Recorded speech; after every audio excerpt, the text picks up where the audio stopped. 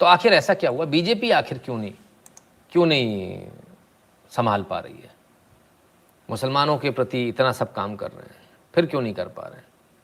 आइए देखिए, खुद इनके मुंह से सुन। जो हमने आपको बताया था, हमने आपसे क्या कहा था? जो भी व्यक्ति मुसलमान बीजेपी से जुड़ता है वो अपने ही समाज में कट जाता है, मुसलमान उसको अपने समाज का मानते नहीं है। सुनिए। ऐसा क्यों होता है कि कोई मुसलमान जब भारतीय जनता पार्टी में शामिल होता है तो अपने समाज से राजनीतिक रूप से कट जाता है? मुस्लिम समाज उसको एक मुसलमान के तौर पर देखने को तैयार ही नहीं होता है। देखिए, एक जो आपकी बात है मैं उससे 100% सहमत हूँ। मैं आपसे कोई बहुत ही हिपोक्रेटिक जवाब दूं तो उसका कोई मतलब नहीं है। मुसलमानों में बीजेपी को लेकर के जो दूरियां हैं वो बीजेपी ने पैदा नहीं की। पहली बात तो इसको लोगों को दिमाग से निकालना चाहिए। बीजेपी का जब 80 में गठन हुआ, उससे लेकर के अबुल कलाम छागला साहब से लेकर के अगर आप देखें तो लगातार बीजेपी की ये कोशिश रही कि समाज के सभी वर्गों के साथ साथ मुस्लिम समाज भी बीजेपी के साथ जुड़े। ठीक है, 91 में मैं पहला चुनाव लड़ा मऊ से, हार गए, तो वहाँ पर बीजेपी को बिल्कुल वोट नहीं मिलता था। मुझे खुशी है कि समाज के सभी वर्गों के साथ बीजेपी को भी वोट मिला। 13 वोट से मैं हार गया। बाद में चुनाव लड़ा भी, जीता भी। लेकिन जो बात आप कह रहे हैं, मैं सामाजिक कार्यकर्ता के तौर से तो बहुत एक्सेप्टेबल हूँ। लोगों की परेशानी है, कोई बीमारी है, कोई दवा करनी है, लेकिन जहाँ राजनीतिक बीजेपी वाले नकवी हुए वहाँ पे थोड़ा सा हिल जाता है। ये पंकज जी है, ये यूपी जानते हैं। के तौर से तो बहुत एक्सेप्टेबल हूँ।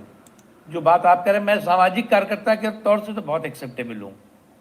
लोगों की परेशानी है, कोई बीमारी है, कोई दवा करनी है, लेकिन जहाँ परेशानी है तो बीजेपी वाला चलेगा, दवा करनी है तो बीजेपी वाला चलेगा, फ्री का हराम का राशन चाहिए तो बीजेपी वाला नकवी चलेगा। लेकिन जैसे ही वोट देने की बारी है तो बीजेपी वाला नकवी काफिर हो जाता है। अरे बाप रे, यही सच्चाई है जो नकवी जी ने आज कबूल कर ली। और इसलिए मैं कहता हूं, आज के बाद अल्पसंख्यक मंत्रालय किसी भी कीमत पर किसी मुसलमान को नहीं दिया जाना चाहिए। हम इस अल्पसंख्यक मंत्रालय को जैनों को देने की वकालत करते हैं।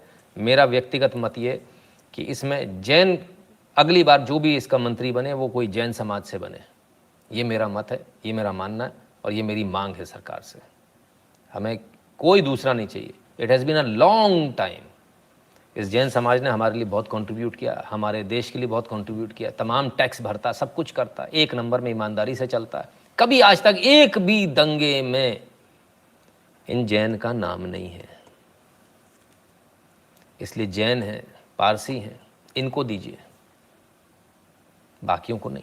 इनकी आवश्यकता नहीं है। ठीक है ना मित्रों? हमारा आज का वीडियो आपको कैसा लगा, हमारा आज का लाइव आपको कैसा लगा, कमेंट सेक्शन में जरूर बताइएगा। और 8770720196 पर गूगल पे, पेटीएम, फोन पे के माध्यम से सपोर्ट करना, कंट्रीब्यूट करना, अपनी फीस भरना बिल्कुल मत भूलिएगा।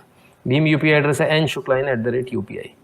जो लोग भारत के बाहर हैं वह patreon.com/नितिन शुक्ला पर और paypal.me/नितिन शुक्ला GWL पर कंट्रीब्यूट कर दें। Like, share, subscribe and click on the bell to receive a notification every time a video is uploaded.